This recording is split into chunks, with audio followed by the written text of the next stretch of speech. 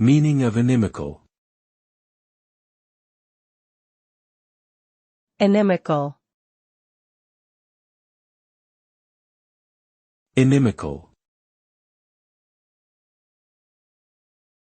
Inimical. Inimical. The word inimical means harmful or hostile towards someone or something.